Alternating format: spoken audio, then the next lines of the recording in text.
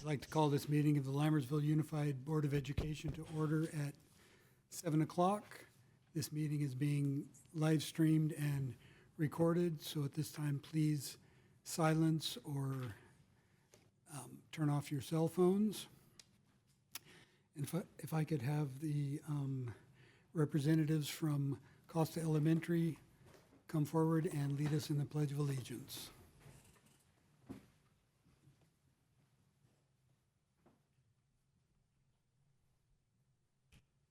Salute, pledge. I pledge allegiance to the flag of the United States of America and to the republic for which it stands, one nation, under God, indivisible, with liberty and justice for all. Thank you, Jackson. President Pombo, members of the board, and Dr. Nicholas, thank you for having me tonight. We're excited to share all the fun we've been having at Costa. The first day of school was a great success, and that's because of our community and our families and our students. So we're just going to go through a few links that I have for you quickly. One, this is the bulletin that we sent out the day before school started so that families could get acquainted with our building, so that they would see where the classrooms were, so they were a little more comfortable, and then also to make sure that they saw and understood our traffic policies. We wanted to make sure that all of our students came onto campus and dismissed from campus safely, and that they followed a pattern of a car line that we had laid out for them. And I also was really thankful that we had law enforcement and community and district members there to help us out. So that helped quite a bit with them blocking the roads and keeping everybody in line. Yep.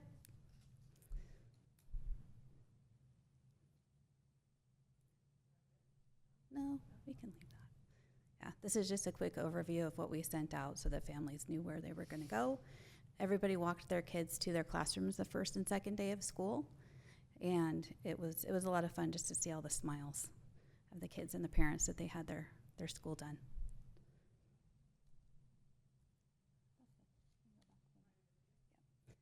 And the best part of the first day of school, Noelle's going to share now.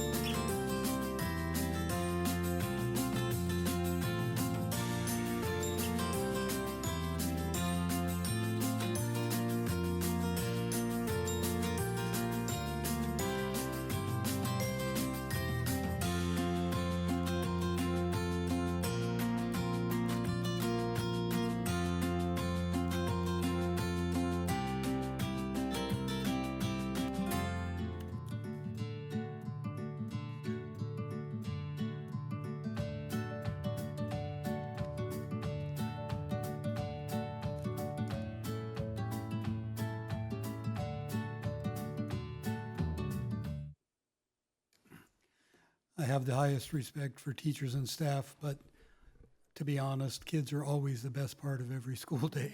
They are. Yes, for sure. And we want to make sure that they keep smiling for the rest of the year. So we are working on establishing our programs, our sports, our PBIS. We will have our, forgot my clicker, SAMI circuit for our social emotional learning. We've had SAMI circuit at Hanson, and it's been great. We're working on our restorative practices with our new specialists. They're going to come work with our teachers. And then, like I said, the PBIS program we're kicking off. We're still working on what leopards do. We're not sure yet. So we're still working on that PBIS acronym. We have artists in schools booked through the San Joaquin County Office of Ed. So local artists will come in and meet with students once a week for 4 weeks, TK through 8th grade. Our middle school teachers are ready to start the PL2W Gateway electives that are aligned to CTE. And we're kicking off our band and choir programs. And we have our sports, as I said. We will have our academic teams and our clubs. These are all of our plans for the coming soon, and we're hoping to have a fantastic year getting everything up and going. So thank you again. Thank you. Any questions? No, but a comment. Thanks to you and all of the teachers and staff starting up a new school. I know that's a lot of work. You're reinventing the wheel, or not really, but implementing the wheel for the first time. So wish the best of luck to you and the students. Have a great year. Thank you. The presentation looked really great, so thank you for sharing those pictures. And I'm really looking forward to seeing all the programs that you shared with us. And awesome job on sporting the color of your school today. Thank you. Thank you. Thank you. Thanks.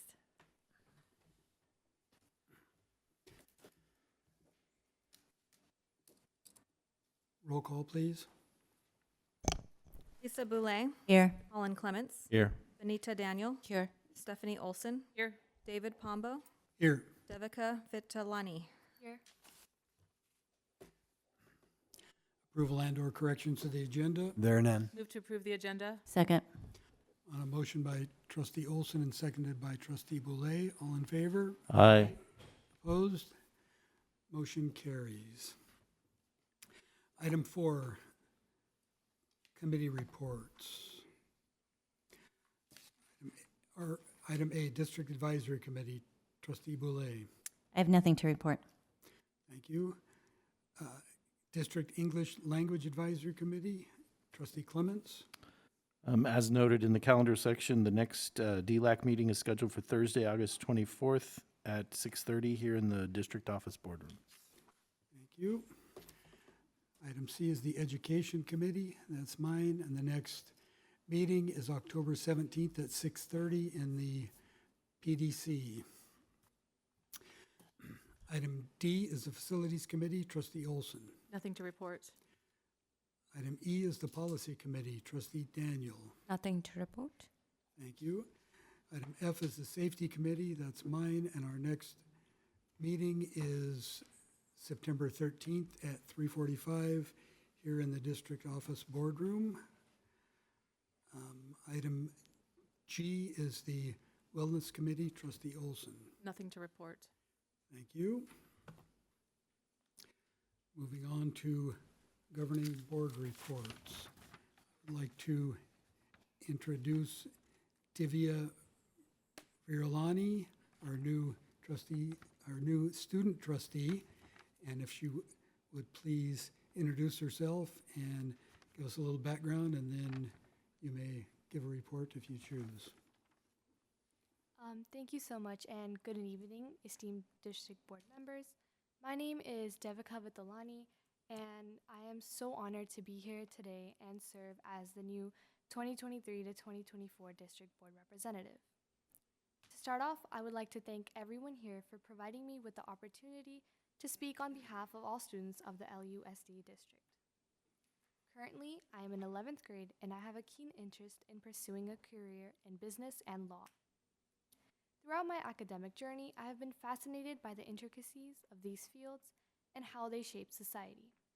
I'm dedicated to learning and growing in these areas to create a positive impact in the future. In addition to my academic pursuits, I've always been passionate about community service and giving back to others. I believe that actively participating in school community service, I can contribute to its growth and success.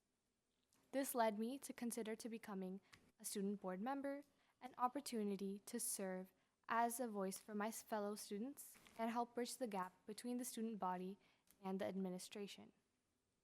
I look forward to the possibility of working collaboratively with the board and the fellow students to ensure that the school continues to provide an enriching and supportive environment to everyone. Once again, thank you for considering my involvement in this important role. Thank you. Thank you and welcome. Trustee Boulay. Thank you. I would like to welcome our student board member, Devika. I am really looking forward to working with you and seeing how you represent not just the high school, but the K through 8, the students of the K through 8 school. So welcome.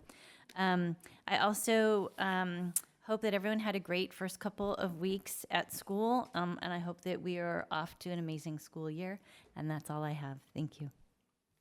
Thank you. Trustee Clements. Thank you. First of all, welcome to student trustee Vitolani. Did I get that right? Yes, that's correct. Okay. With a name like Colin, it's important for me to get it right. As to my board report, I was not able to attend the first day of school. I always enjoy that, but my schedule did not permit it. I did go to the Altamont open house. I was very late, and by the time I got there, there was no parking, so I parked quite a ways away. And as I was walking in, I was very late.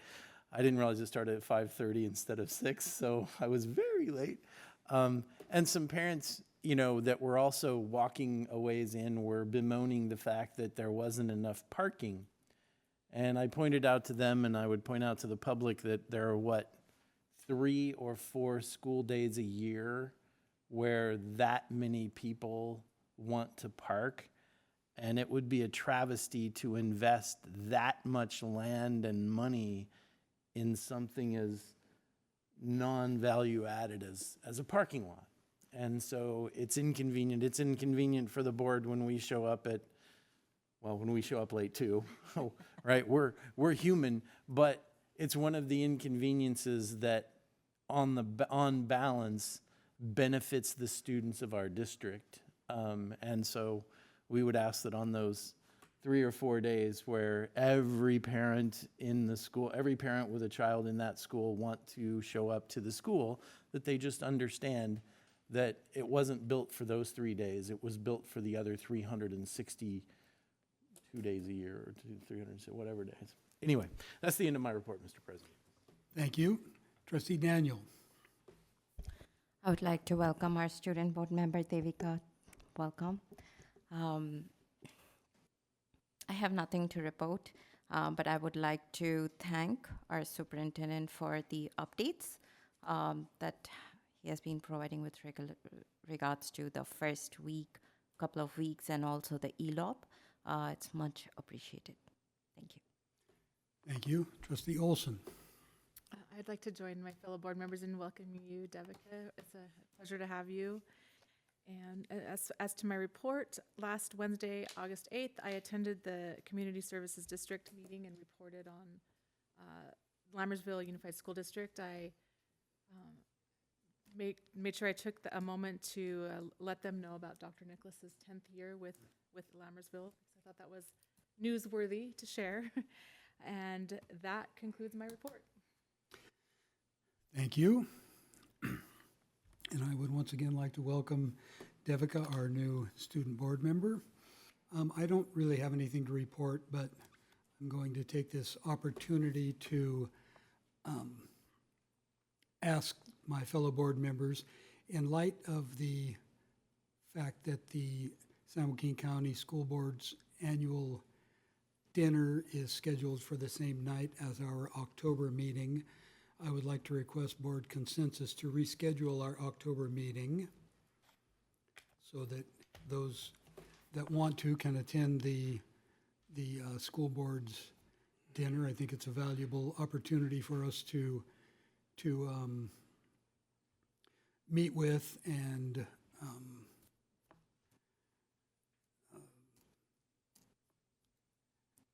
enjoy time with our fellow board members in the county. And so if we can get consensus, I'm in favor of that. I'm in favor. I'm in favor as long as we can get consensus on a date, yeah. Yes. all right. Are there dates that staff would prefer that we consider? Nothing like putting him on the spot there. Well, October 7th, typically when we shift it, it goes back to a Tuesday. I know that October 20th is a very special day in the hearts of individuals here on the dais, but the 17th is typically we go to a Tuesday. Tuesday works for me. I will not be available on the 19th. I have a work function that night. Tuesday will not work for me. Any Wednesday will work for me. I can make whatever day work. I can do the Wednesday before or the Wednesday after, or Either of those would work for me also, Wednesdays. So Wednesday the 11th. that works for me. That works. Does That that mean work? we would have 2 board meetings? We only That's- had we one. only so have I one. don't Because know. of the winter or the Oh, fall that's break. right, that's right. Fall break.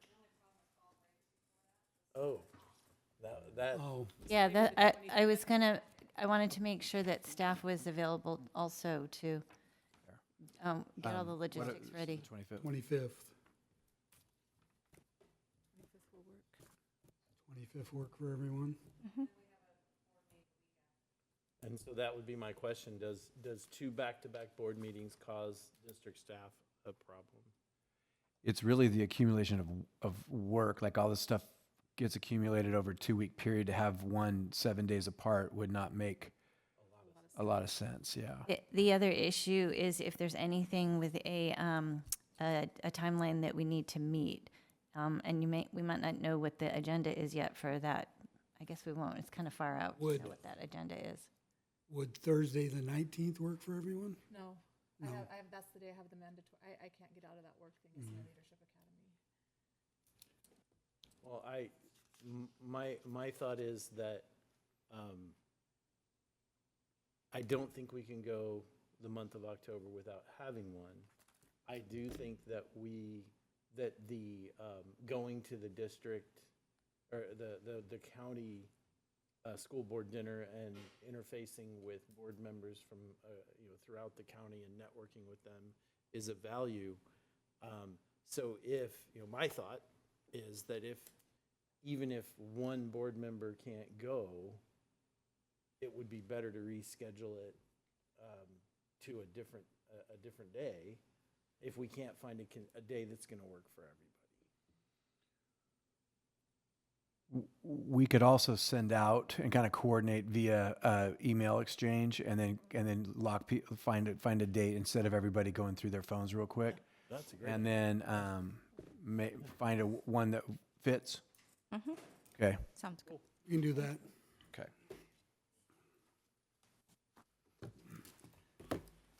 And that concludes my report. Item 6, receiving of public comments. The entire board appreciates hearing from members of the public, the community, and the public at large. The board shall give members of the public an opportunity to address the board either before or during the board's consideration of each agenda item. At a time so designated on the agenda, members of the public may also bring before the board matters that are not listed on the agenda of a regular meeting. The board may refer such a matter to the superintendent or designee or take it under advisement. but shall not take action at that time. The board may place the matter on the agenda of a subsequent meeting for discussion or action. Individual speakers shall be allowed 3 minutes to address the board on each agenda or non-agenda item. The board shall limit total time for public input on each item to 20 minutes. Seeing no blue cards, I'll ask if anyone in the audience would like to make a public comment at this time. Seeing none, we'll move on to consent items for consideration. Item 7. Actions proposed for consent are consistent with the approved practices of the district and are deemed routine in nature. Trustees receive board agenda background information in advance of scheduled meetings and are prepared to vote with knowledge on consent items. And the consent items are as follows. Governing Board meeting minutes, August 2nd. Ratification of certificated and classified personnel actions. Updated 2023-2024 fundraisers.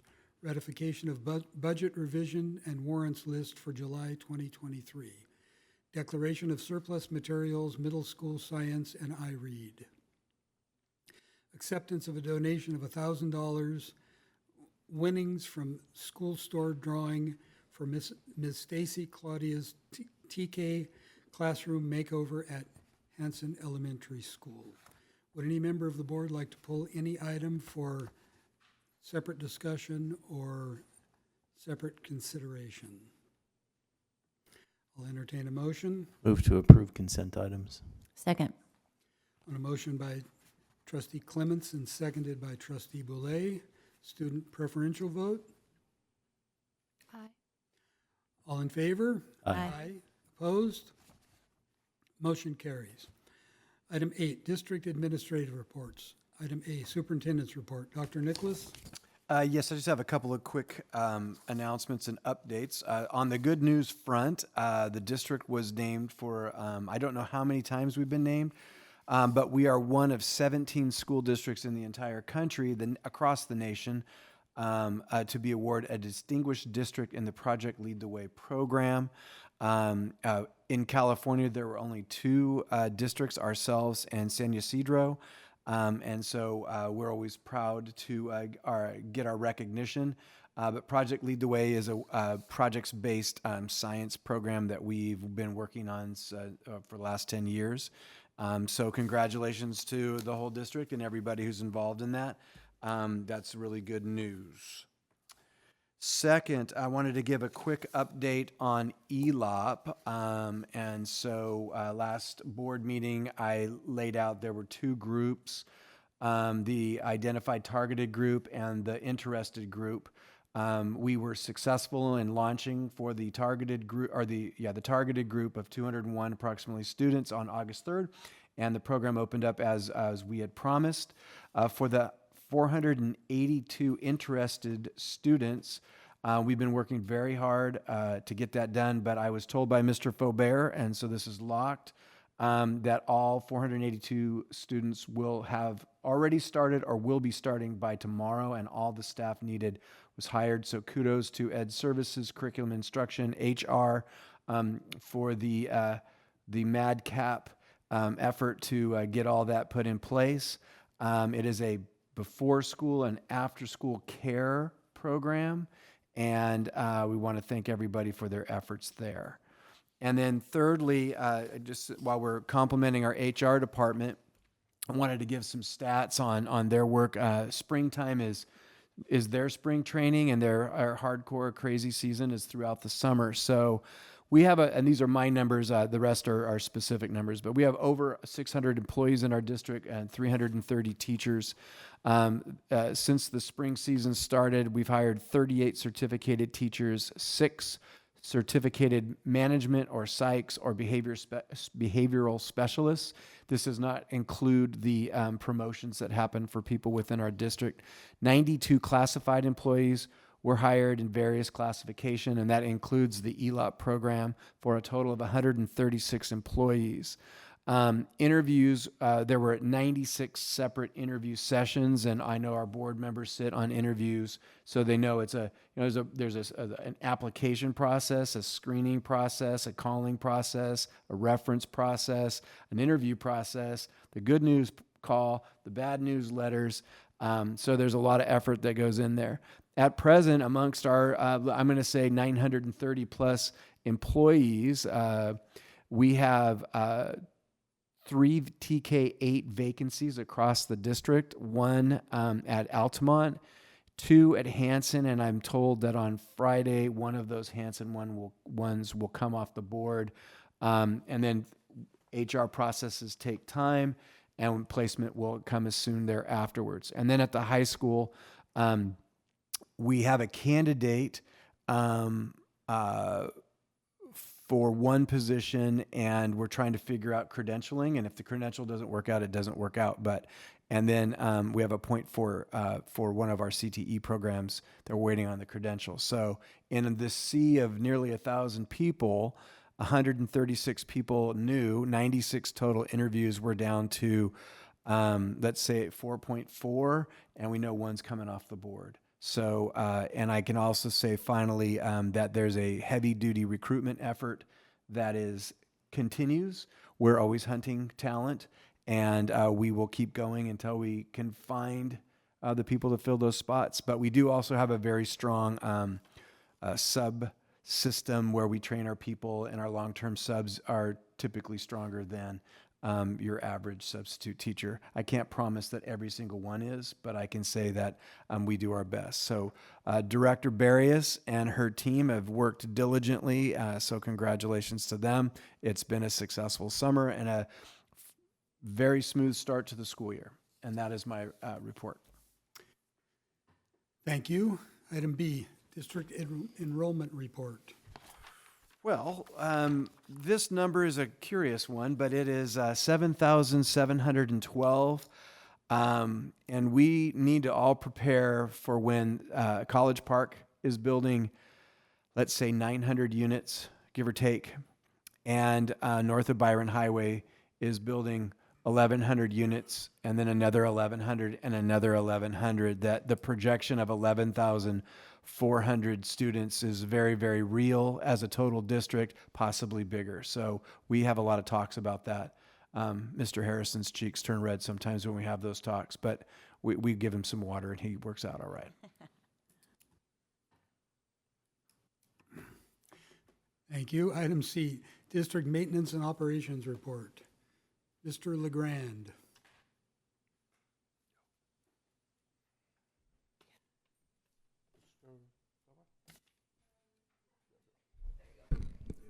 Hi, good evening. Thanks for having me. I was asked to do a little PowerPoint presentation highlighting some of our spring and summer projects. So I have a bunch of slides. I'll roll through them as quickly as possible. We started our projects in late April, early May. We were asked to create storage areas. It turns out that the area under the staircases in the C building of the high school are hollow. So we were asked to blow out walls and so on and so forth. So the first thing we did was punch a hole in the wall so we don't get electrocuted ourselves. When you open up the space, this is what it looks like underneath the stairs.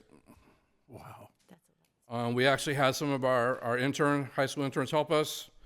He's pretending to measure some sheetrock there. This is what it looks like. We're working. This is a view. We cut in a door. We sheetrocked everything, painted everything, sealed the floor, as you see. There we go. There's a view of the floor. And there's the new door.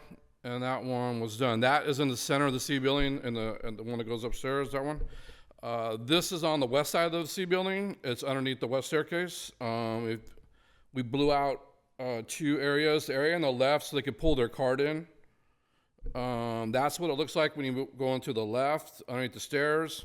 And it's kind of dark, I'm sorry. There's a large area in the back. It's pretty big. It's bigger than most of the offices here for storage. There you go. That's a better view. We were asked to put new LED lights in the main gym. There's the old lights. There they are on the lift, putting the lights in. Now, the thing you want to notice about this picture is all the lights are on, actually. And if you look at the front of the picture, how bright it is, and the back by the MHS sign, the bleachers, those lights are on, but you can see the difference in the darkness, light and darkness there. Same thing here. Old lights on the left, new lights on the right.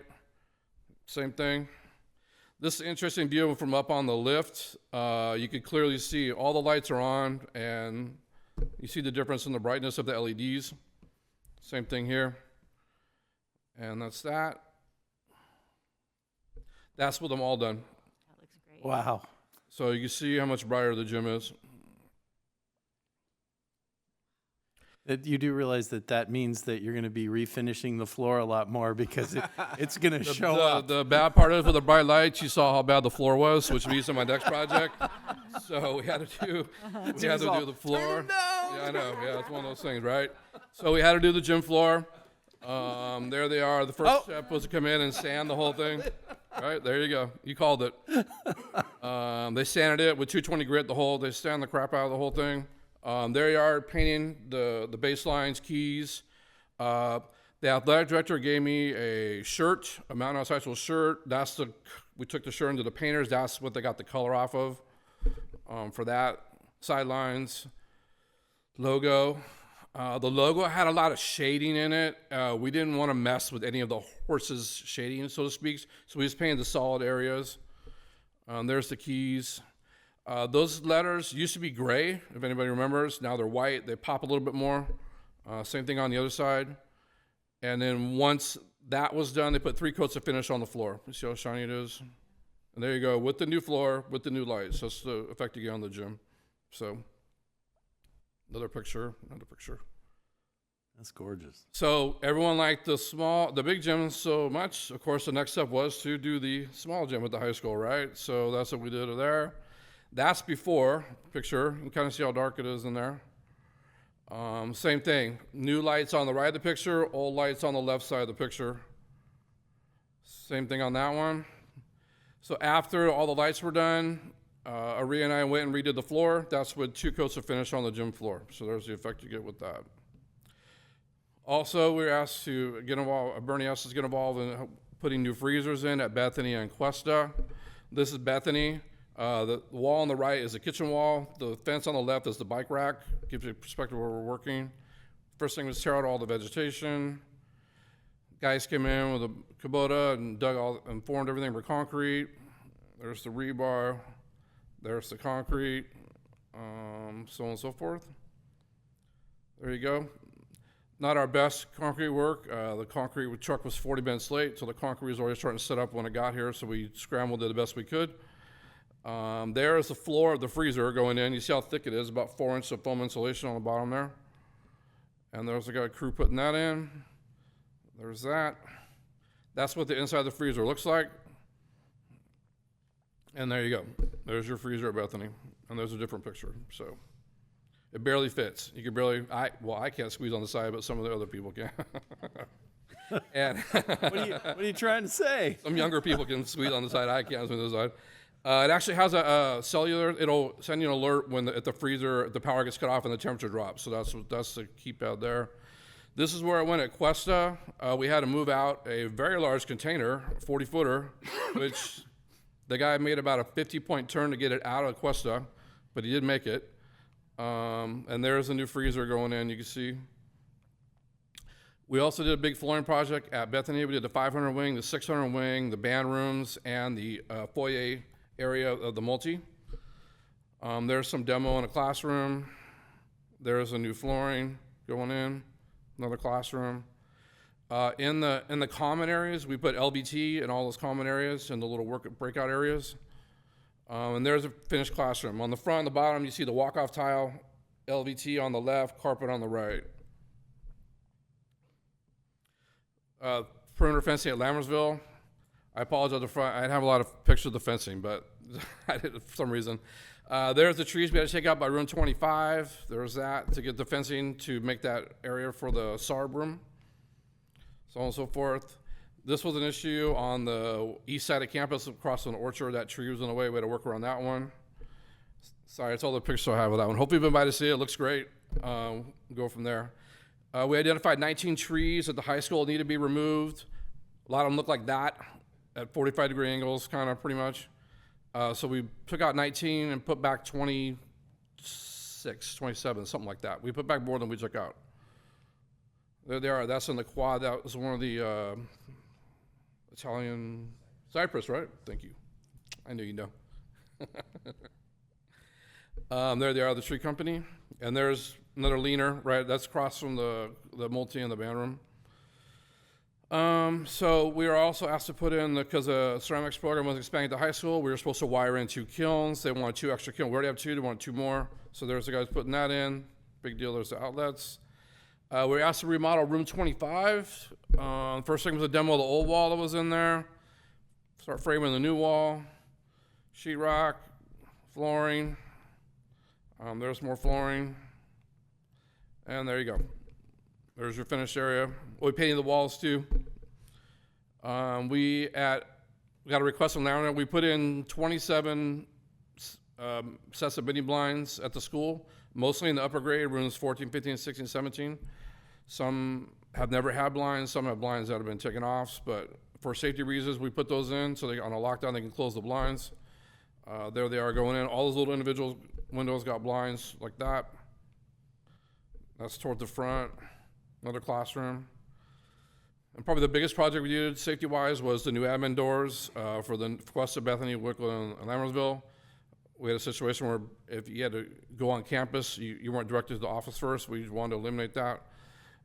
So there you are, Questa. That used to be a window. Tore all the window out. There's with the door and the window above it. There's from the inside, or the outside view. There's the inside view. So now they can keep the gate closed. Everyone's got to go through the office door right there. This is Bethany. This is there used to be a desk right here in front of this window, and so first thing tear out the inside, then we tore out the outs, the whole thing. We also, because of the way the layout of the office, we were required to remodel all the cabinetry. So that's us tearing out the old cabinets. That's Maricon, one of our maintenance guys. He helped me do a lot of these projects in the picture. That's the old flooring with the LVT in the back right corner. We tore all that out, put carpet and the black walk-off tile in the front, so that's where the public walks. There's the new countertop, went all the way across the whole front of the office. Some views there of that. That's Wickland. Same thing. We tore out, there was a window there, tore out the opening, made the opening there. The grounds guys, that's Juan Martinez, our grounds guy, capping off some sprinklers over there. We had to pour some concrete to kind of funnel people over to that new door, because it used to be a planter bed. So there's what it looks like there. If you remember, there was one single black panel when you walked up Wickland. Thought it looked kind of funny, so I decided to run the black metal fencing all the way to the door, kind of funnel people to the new entrance. Looks like that. There's the concrete. This is Lammersville. When you walk in Lammersville, there used to be a wall here where that yellow ladder is right there. We blew out that wall and forced people out the back door of the principal's office. This little guy was a troublemaker. The outlet came up out of the floor with 3 conduits attached to it, no less. And so we had to, that's a workaround we had to come up with. Not 1, 3 conduits. There's the new wall. It's part of Principal Duran's office there, old office. Sheetrock. There's the opening from when you walk in the front door of the office. And Principal Duran asked for a door outside of her office so she can go out the back door on the campus. So that's what that opening's there, right there. And I found the blue to paint the upper part. I believe it's called Busatel Blue, if I recall correctly. That could be the blue color. She picked it, so there's some views of that. There's our little workaround for the outlet, a little pony wall. So I had to get a little creative on that one. So we're gonna put a plant there or a lion or something for Lammersville, and this little statue to make it look good. So like it's supposed to be there. And then we also got a robot last spring. Everybody knows about that. So to make things more efficient for our grounds guys, they've been out painting football fields. Now we have to paint a practice football field at the high school between the baseball and softball field, and we also have to paint a football field for the flag football team. So it takes about 4 hours to do a generic football field. So as opposed to days with all of us doing it together. There he is. There's the guy. Our official- Jimmy. Name's still unofficial, but there you go. He's got a name tag. There he is, hard at work. Nice. That's at Altamont. You see how straight the lines are? Our lines usually weren't quite that straight. Whoop. And that's the softball field at the high school. Sorry about that. That's the softball field at the high school.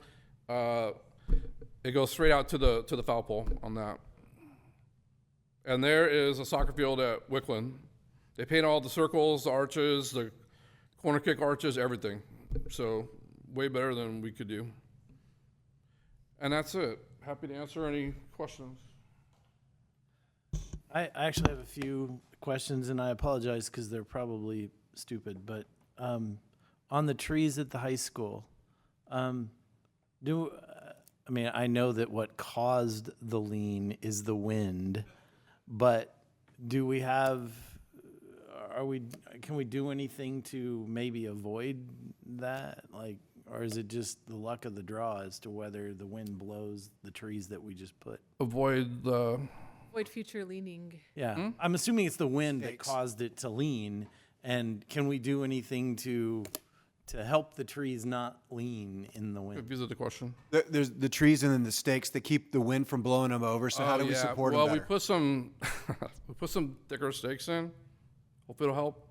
And they never were staked properly. You need to put 2 on the west side, right, where the wind's coming from, and 1 on the east side of the tree, and triangulate a little bit to give them a little more support. They were never really done that way. So that was my question: was are we Yes. doing something different to try to avoid it? And the answer is yes. Yes. Okay. So that's how they're supposed to be done. That's how these trees are done. So, Okay. knock on wood. The wind here is Yeah, gone, right? I So totally get it. Yes. we do our best to make What wind? Yeah. What wind? Yeah. Just have them turn the fans off in the Altamont Pass. That's We'll do what we can. and then on the all joking aside, what's the distance between the freezer and the fence? It is probably 16 inches. Oh, okay. All right. Yeah. I literally had visions see, of it's some little- child yeah, trying it's to little- squeeze in there and getting stuck. So No. 16 It's inches- not. 16 And inches on is- the yeah. back side of the freezer, we sealed off the fence, right? Okay. And we put a gate in so the company can actually access the equipment, which is behind the freezer. yeah. And the on the left side, on the right side between there, whatever the about the width of the concrete is, so right 12 to 16 inches. It's not like this. It's not like that. And I'm then, wider than your average Bethany student. So yeah, exactly, I don't fit very exactly. well. When as soon as you said it was like 18 inches, I'm like, okay, no, it's not an issue. And then finally, is a comment on the additional square footage that we have under the stairs at the high school. And my comment is basically, wow, that's palatial by Harry Potter standards, isn't it? No other comments. And we'll be using that for storage and not classrooms, right? No, this storage. I tried to get the bigger one for my office, and Thor said no, so I didn't get that one. So, thank you very much. Thank you. Thank you. It has come to my attention that I neglected to have our clerk read the names of the new hires. So at this time, if she would be so kind as to do that, I would appreciate it. Most definitely. We would like to welcome the following new hires to the Lammersville Unified School District family. Ruchika Anand, bilingual instructional aide. Jason Avila, campus supervisor. Swetha Bashetti, bilingual instructional aide. Marita Bruno, school secretary 1. Chriselle Kahayag, administrative assistant 1. Kino Carson, self-contained classroom teacher. Hao Yu Chen, high school mathematics teacher. Victoria Cochran, self-contained classroom teacher. Ashley Daniker, food service worker. Saswati Das, instructional aide. Sterling DeCarey, music teacher. Kristen Aquinto, self-contained classroom teacher. Sarisha Kalapu, instructional aide. Nita Cord, high school staff secretary. Insia Mohammed, science teacher. Arun Tathy Murugasan, CTE Computer Science Teacher. Sneha Srinivas Pai, Instructional Aide. Karthika Prabhakar, Special Education Teacher. Nicole Reen, Music Teacher. Mahinura Mohammed Sahabuddin, Instructional Aide. Yvette Vega, Elementary School K-8 Office Supervisor. And Scott Wilgenbush, Self-Contained Classroom Teacher. Welcome to the Lammersville family.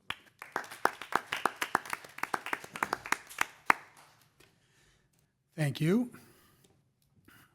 Moving on to item 9, action items.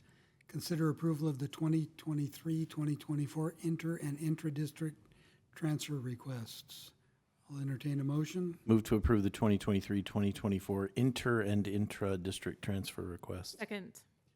On a motion by trustee Clements and seconded by trustee Olson. Student preferential vote. Aye. All in favor? Aye. Opposed? Motion carries. Item B, consider approval of contract with ProCare Therapy, a non-public agency for a registered behavioral technician for the 2023-2024 school year. Total cost $73,278. Staff report. Yes, this is a IEP-driven measure to give a one-to-one support to a student. Move to approve the contract with ProCare Therapy, a non-public agency for a registered behavior technician for the 2023-2024 school year. Total cost $73,278. Second. Motion by trustee Boulay and seconded by trustee Daniel. Student preferential vote. Aye. I would just like to ask a point of clarification. This is for an individual student and comes from the general fund. Is that correct? Correct. Thank you. All in favor? Aye. Opposed? Motion carries. Item C, consider approval of contract with Solient Health LLC, a non-public agency for a speech therapy and language pathologist assistant for the 2023-2024 school year. Total cost $103,600. Staff report. Yes, this is a hard-to-fill position, and often we go out to NPAs or non-public agencies to fill them, and this is what we're doing in this case. Move to approve contract with Solient Health LLC, a non-public agency for a speech and language pathology assistant for the 2023-2024 school year. Total cost $103,600.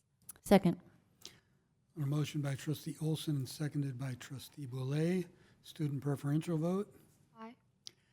Any questions or comments by the board? All in favor? Aye. Aye. Opposed? Motion carries.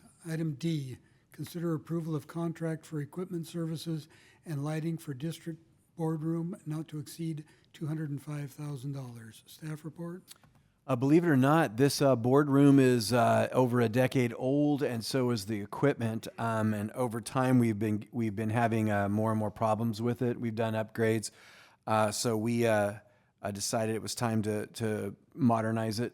And so this item, including improving the lighting in here, and I think you saw in the gyms what happens with new technologies. So this is a project that would go forward to, one, we live stream the meetings, two, we record them, and three, we do a lot of professional development and public stuff in here. So it's time to make the move.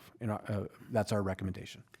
I'm not sure that anyone needs to see us under any brighter lights, but If I may, I would warn my fellow board members that no technology survives first contact with Dr. Nicholas. That is true. Move to approve contract for equipment services and lighting for district boardroom not to exceed $205,000. All kidding aside, Dr. Nicholas. Second. on a motion by trustee Clements and seconded by trustee Boulay, student preferential vote. Aye. Are there any further questions or comments by the board? All in favor? Aye. Opposed? Motion carries. Item E, consider approval of Governing Board Resolution 232402, addressing the impacts of the 2023-2024 Expanded Learning Opportunities Program, or ELOP. Staff report? Yes, at the last board meeting, the board gave direction to me to bring forward a resolution to address kind of I interpreted the big picture and the little picture of state mandates, funding, and in particular, the poor rollout and communication regarding the ELOP program and its funding. Move to approve of Governing Board Resolution 232402, addressing the impacts of the 2023-2024 Expanded Learning Opportunities Program. Second. A motion by trustee Daniel and seconded by trustee Olson. Student preferential vote. Aye. Questions or comments by the board? I do have one quick comment, and I think that this is a great resolution that we have, but I feel like we could have had similar resolutions in the past for other things, and I feel like this is not going to be the last time the state is going to send us a mandate and give us very little guidance and very little resources. And it seems like we could do a general resolution for all future such things, but this is a great start. How dare you suggest that the state might do such a thing? Roll call, please. Lisa Boulay, Aye. Colin Clements, Aye. Benita Daniel, Aye. Stephanie Olson, Aye. David Pombo. Aye. Moving on to item 10, information and discussion items, board self-evaluation. Staff report? Every year, we put forward the opportunity for the board to do a process that we developed, I don't know, probably 8 years ago. This is the results of that process.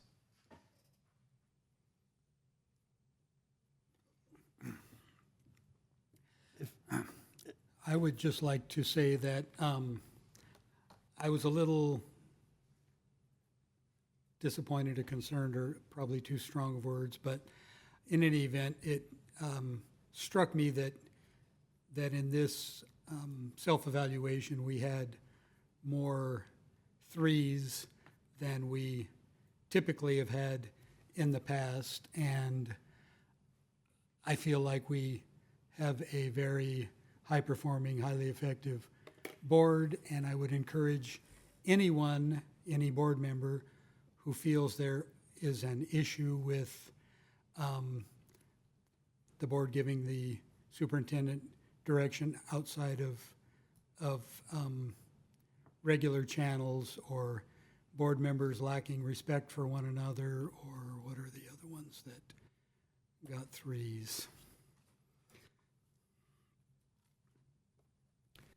In any event, if any board member feels there are issues with any of those things, I would encourage them to please reach out to me and discuss it and see if we can come up with a solution if there is indeed an issue.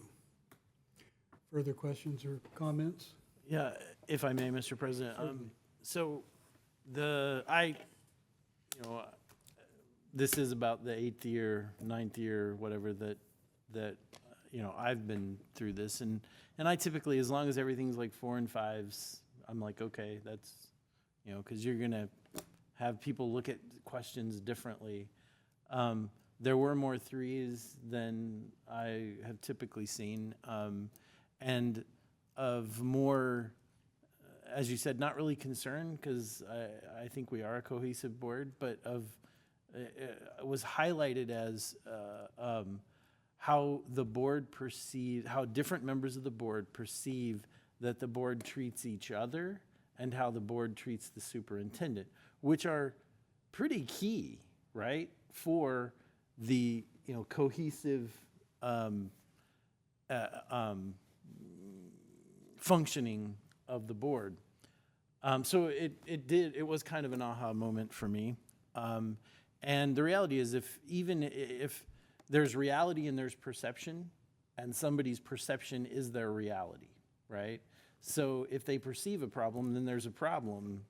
And so my question for the board is, do we, because periodically we have done board workshops, right? And Do we think that maybe it would be of benefit? And I guess I would say, I don't think that the scores indicate that there is an issue with this board's cohesiveness.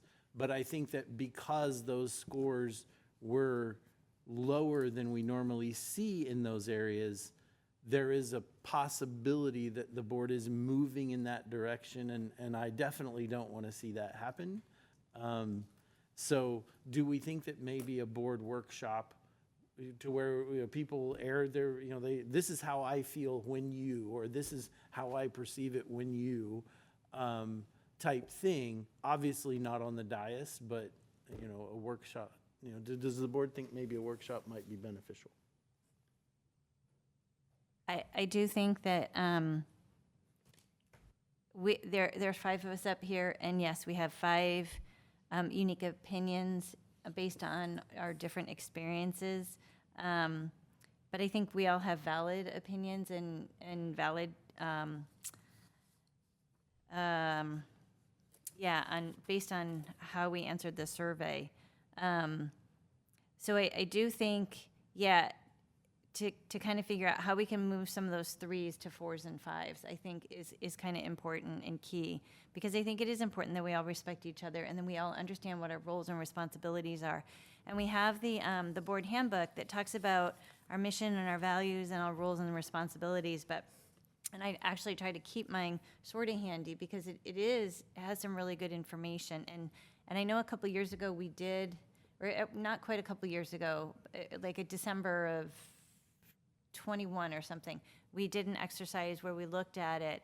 But I think maybe it is a good idea to do it again so that we refresh our memories and we are reminded about how the process works, so that we are all on the same page and doing things as we agreed to in our board handbook. I hope that made sense. Further questions or comments on the survey? I was a little bit surprised too about some of the ranks, so I think a conversation in a board workshop would be. All right. It sounds like we have consensus that a board workshop might be appropriate. If that's the case, I will work with the superintendent on coming up with a board workshop in the not too distant future. And I would just like to point out that since I now am employed as a teacher, the last board workshop was during the day, and that will be very difficult for me to get away during daytime hours now. So All that right. can be considered as well. I know I it. guess it's important for all board members to be at a board workshop. I know in the past we've had some on Learning Saturday. Commons, on Saturdays, and Learning Commons, I think the last one before this one about 18 months ago was in the Learning Commons at the high school. Mhm. I still have a professional development center, so that's Yeah. All right. And I will work with the superintendent on coming up with something. Thank you, sir. Thank you all. Now I just have to click on the right tab on my computer to get back to the agenda. Item B, enrollment process overview. Staff report. Yeah, Executive Director Bustill is going to give us an enrollment process overview. All right, good evening, President Pombo, trustees, Dr. Nicholas. Thank you for having me this evening. So we're going to be going over the enrollment process and what that looks like for our district. So to date, our 2 very hardworking enrollment specialists, April Bertola and Christy Carl, have processed over 1,300 applications since the February 1st window opened. And so this is the landing page where the family goes on to the new student enrollment button on the enrollment page. And with that, there's some initial information for families to be able to see.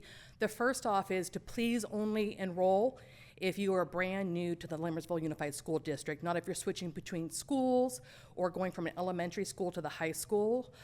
There are some districts that require families to complete the enrollment process every single year. We are not one of those districts. Next is a note regarding the transitional kindergarten and the age requirement, the birthdays for this current school year, because there's a sliding scale as the Universal TK program continues to evolve. And then also the note that transitional kindergarten is not a mandated grade from the Department of Education. There's some guidance about how to enter data, names and birthdays and such into the system.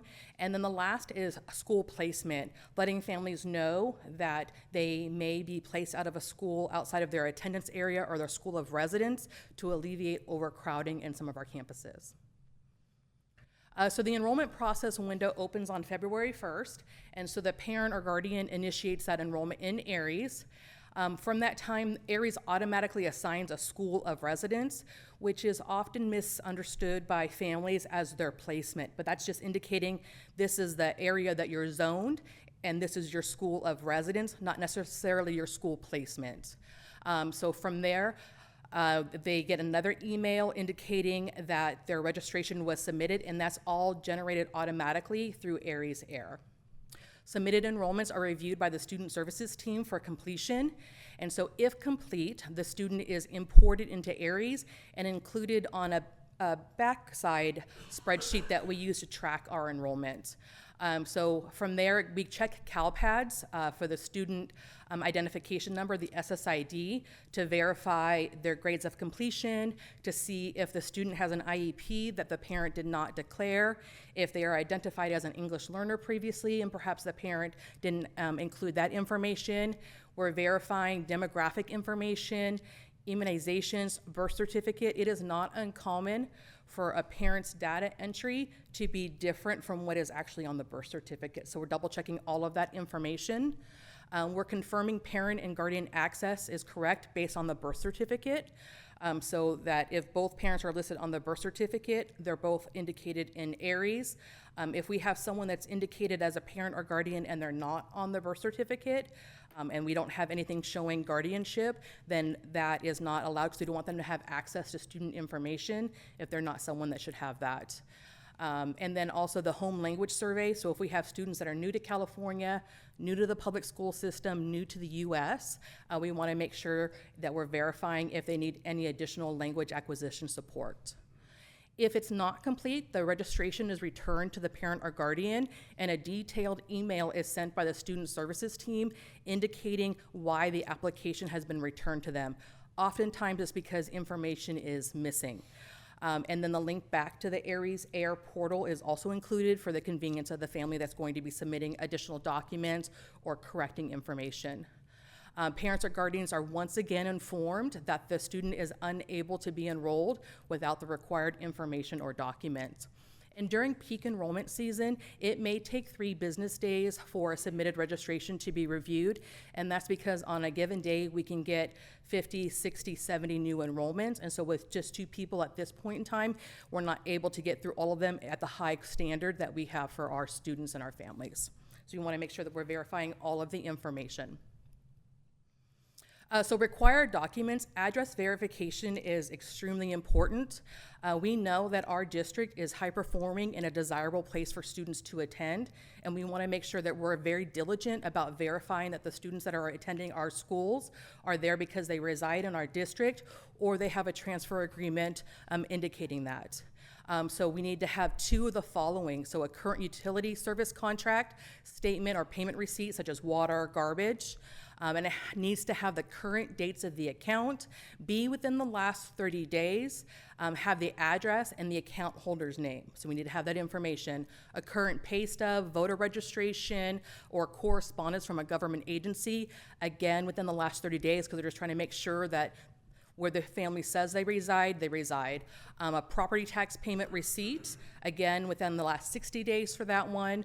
Current utility setup, because we know many of our families are moving in, so they may not have a bill because that hasn't happened yet. There hasn't been a billing cycle. And so we need to have an indicated start date for that service to begin. A current purchase agreement or grant deed within the last 60 days. A mortgage statement showing current dates of account within the last 30 days, address and account holder name, a rent or lease agreement, again showing the name, address, and current term dates. Next would be proof of age. So a birth record, a statement by a local registrar or county recorder certifying the date of birth, a certificate of baptism, or a passport. We have had some scenarios where families are trying to have their students do a grade that they're too old for. So a freshman trying to enroll as a freshman when really they're a junior. So we've had some of those opportunities, and the birth date helps us to just ask clarifying questions about why the parent is attempting to enroll the student in that grade level. A physical exam is required for entry into first grade. The immunization record listing the month, day, and year the vaccines were administered. And this is something that's really, really important because it's required not just through our own board policies or administrative regulations, but is part of education code. And the specific education code is 48216, outlining that as a school district, we are required to make sure that students are immunized. Some families still reference the personal belief exemptions, but that went out with Senate Bill 277 in 2015. So those exemptions were kind of phased out, and so we are required to make sure that students have all of their immunizations. We need a current IEP or 504 plan. The IEPs are shared with our special education department because we want to make sure before we complete an enrollment for a student that we have the program that is best suited to meet the needs and the goals outlined in that student's IEP plan. And so our IEP team reviews the whole plan and makes sure that we have the correct placement. Because if we have a student that has an IEP and they also have other siblings in the district, and we know that the program that they need is only offered at Wickland, then we would try to put all of the siblings at Wickland to keep the family together or to provide the opportunity for the family to be together. So we want to make sure that we're being very, very diligent with that. We need the last report card for students in grades 1st through 8th grade, and then a transcript for students in 9th through 12th grade. And sometimes families are a little bit perplexed about why we're asking for that information. And it's because if families provide that information to us, they, as an individual requesting that to the school, get it a lot faster than us requesting it as a school site or a school district. A family might be able to get that information within 1 week, whereas we as a district trying to get their cumulative file, we're not going to get it for a month or even more. And so we want to make sure that we're reviewing some of the students' information because report cards and or transcripts have a lot of information about student grades. Is this student potentially going to need additional remediation or support? They're struggling in math or language arts. Is this a student that we need to look at because their attendance has been a concern in the past? Is this a student that we need to make sure that they're on track to graduate by the time their senior year comes to an end? Are they going to be graduating? So we look for all of that information so that we can make sure that we're providing well-informed information to our families. So tracking, so all of the registrations are logged, dated, and time-stamped. That includes when they were initially received, when they were returned back to the family for corrections or the addition of documents, and then when they were received again. And I'll be honest, sometimes it goes back and forth a few more times, and so all that information is logged. Once a registration is complete, which means all required documents and information was submitted, the enrollment date is officially solidified. And that enrollment date is what determines a student's placement on the overflow, the wait list to return to their school of residence if they were overflowed outside of their school of residence. So sometimes some families think, I started my application on February 1st, I got mine in, but they might have just entered just initial information like the student name and some of the details and didn't include any of the required documents. And so they may have registered February 1st, not included any information, and then we had another family register May 15th, but it had all of the documents and all of the information.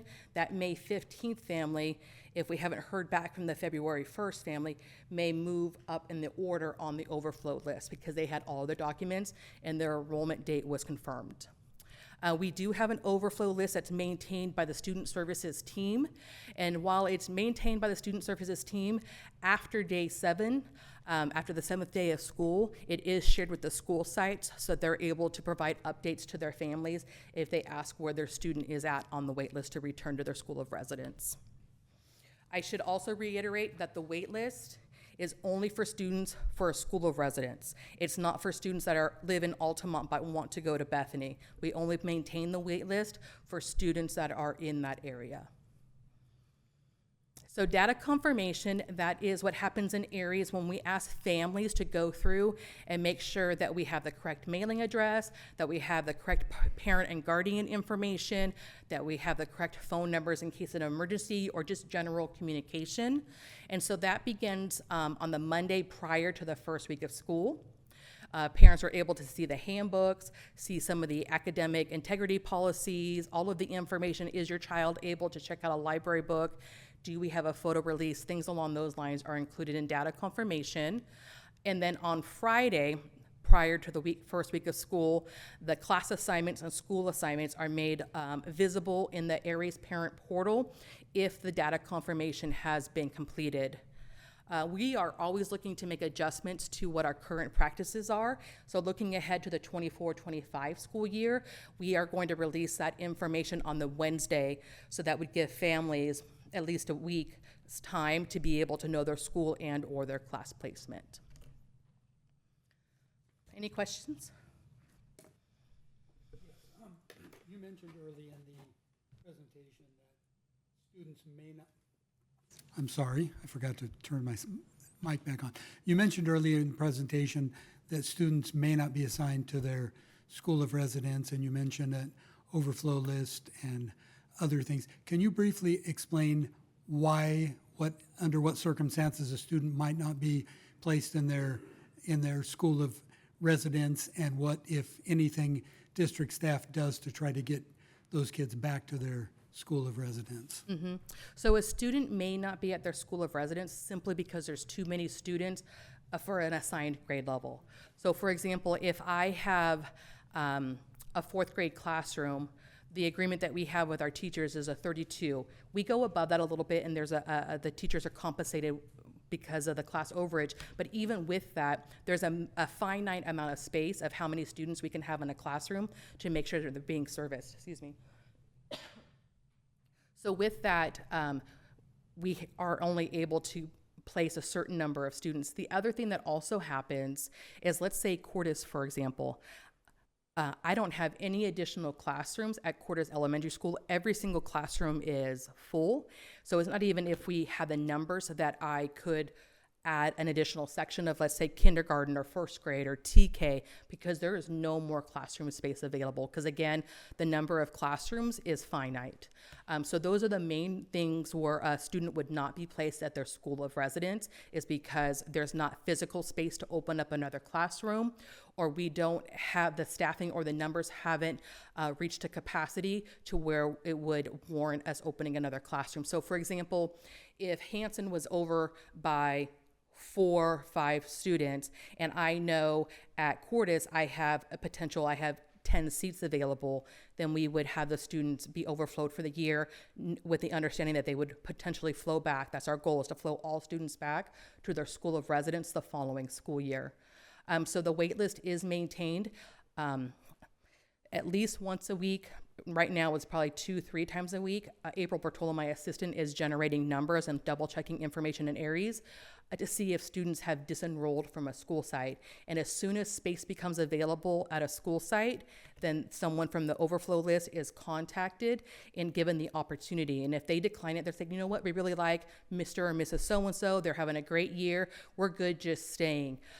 Then we go to the next person on the wait list. We document that we reached out to that family and the information that they declined the move and the reason, and then we go to the next family on the wait list. And we just continue with that all through the school year. Up until in May, we're still moving students over, or giving parents the opportunity to say, yes, I would like my student moved over.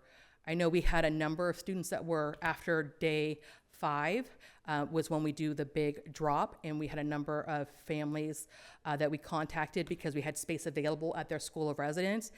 And they were initially very apprehensive, but a majority of the families declined the movement back to their school of residence because they were settled, their student was settled, and they wanted to remain there, but we still provided the opportunity. And then next year, they'll flow back to their school of residence, assuming that we have the space. And if they want to stay at the school where they were overflowed at, then they would go ahead and put in a transfer request to stay at that school.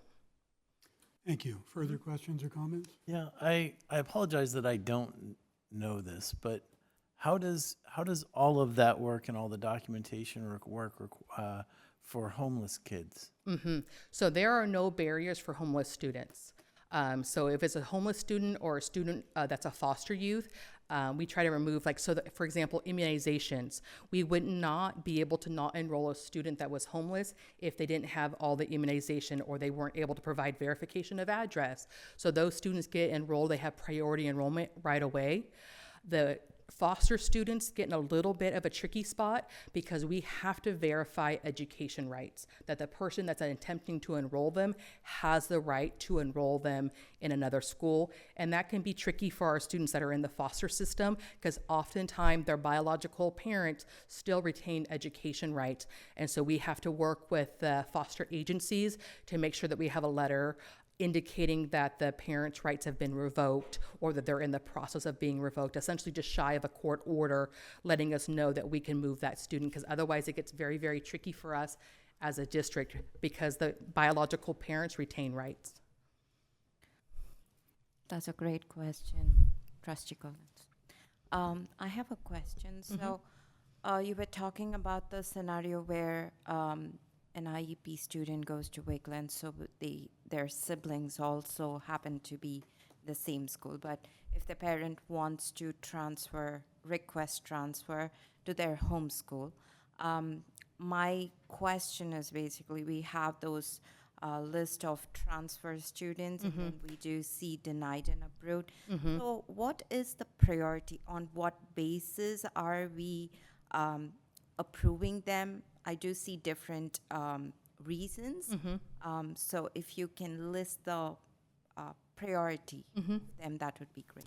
So if it's a student that's been at that elementary school and for maybe let's say TK or kindergarten through 7th grade and their family moved from Bethany to Hanson, that student has a right to attend that school as an 8th grader. So that would be a priority.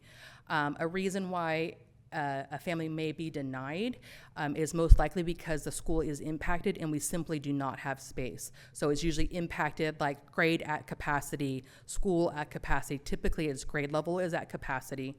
That would be the greatest reason why a student would be denied.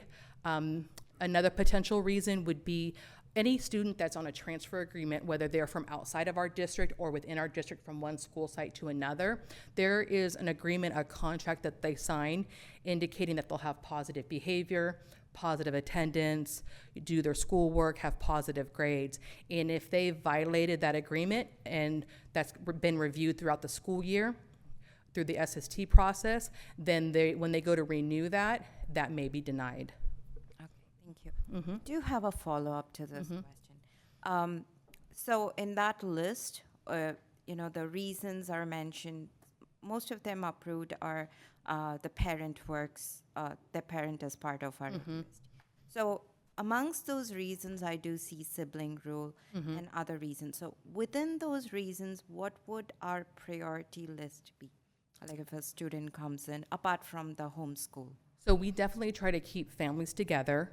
The other thing is, per the Allen bill, for staff employed in our district, we not necessarily have to give them a placement at the school where they're working, but it has to be within our district.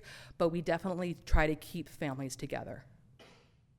Okay, thank you. And I do have just a couple things. One, I think that 3-day turnaround time for reviewing documents and such and getting back to the families is impressive, considering the volume of students that come in, since we are a growing district, and the volume of information that in the detail you have to go over for all the documents. So 3 days, I think, is amazing. And then in summary, would I be correct in saying that when the registration period opens up, if we have new families, it would benefit them to get everything done as quickly and as expediently as possible if they want to go to the school in their residence, area of residence, instead of waiting till the last minute or waiting till the middle of the summer, because some of these things are going to take time? I would agree. And the only thing that I would add to that is that sometimes I think families forget to double check the email if the district is asking for additional information. So for example, there was a family that was being supported yesterday, and they were perplexed why their registration hadn't been process and that they hadn't heard from anyone. And I heard the team go through and outline, we emailed on this day, we emailed on this day, we left a phone message for you on this day at this number. Is that the correct number? Can you double check the email address that we have on file? Is it still the one that you registered with?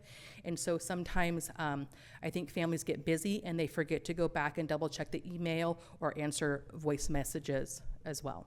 And then I'm going to take this one step further, and Dr. Nicholas may have to answer this as well, but if we can get the bulk of our students registered as soon as possible, that will give us better numbers, a better idea of how many teachers we're going to need to hire per individual schools and grades, so that when it comes to the end of the summer, we're not scrambling for extra teachers. The sooner the better. And Irene is part of the team, Sarah's part of the team, Thor is part of the team, so they put in an epic effort. Thor showed me the numbers today, and the prognostication of Director Barrios was not perfect, but it was pretty dang close to perfect, considering how volatile it is, because what hasn't been mentioned is all the people who move in the summer too. So there's the de-enrollment process that affects the numbers as well. So simply put, the sooner the better. Thank you.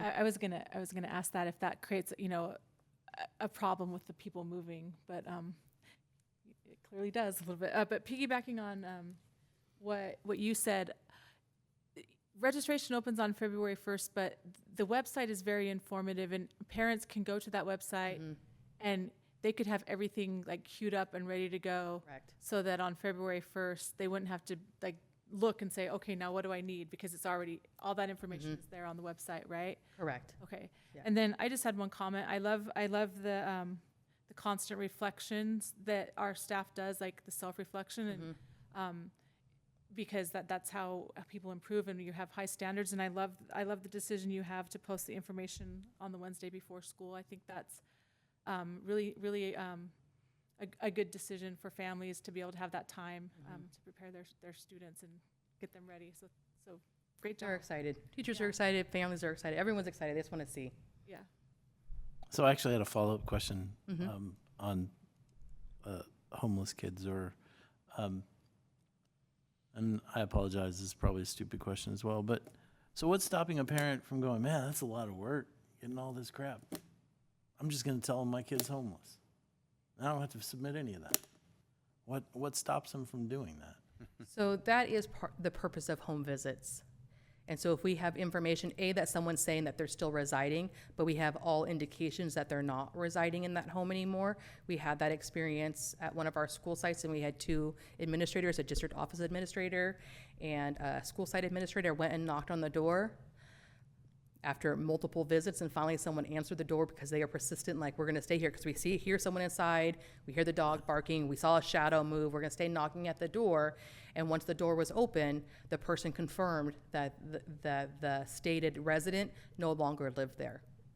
And so the family was informed, we confirmed through a home visit that you no longer reside at this address. If you would like to do an intra-district transfer request, please submit the paperwork. Here's the information about how you do that.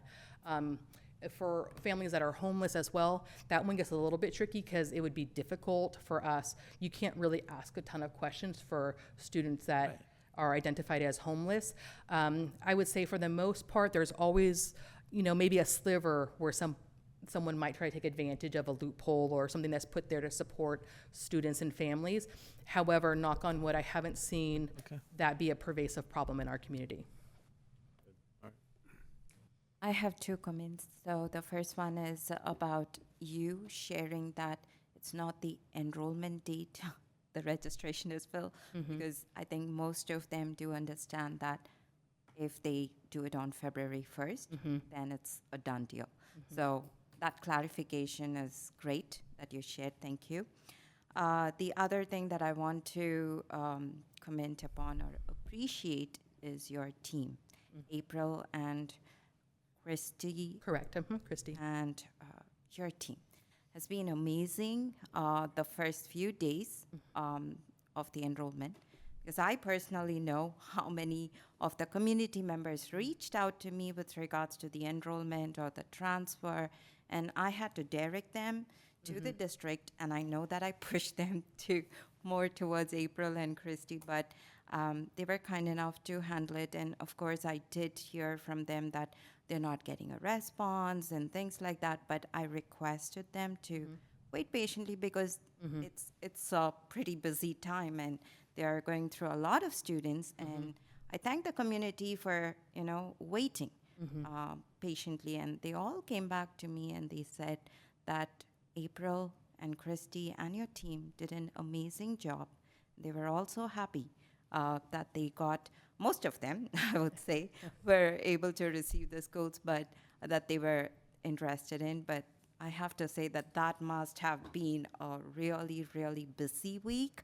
So I greatly appreciate, April and Christy. And I did meet April during at the PDC when we were having the recognition, and I appreciated her. So I just want to say kudos to you and your team. Thank you. Thank you. Thank you. I'm very proud of my team as well. Thank you. I just have one question, and it's a clarifying question. The Busuttil Blue, is that named after Irene, the chooser of the color, or Anthony, the applier of the paint?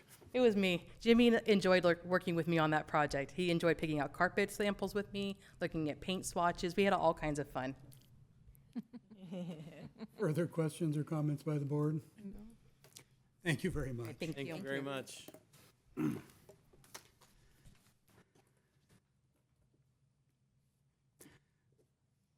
Item 11, calendar. Thursday, August 24th is the District English Language Advisory, or DLAC, meeting at 6:30 in the district boardroom.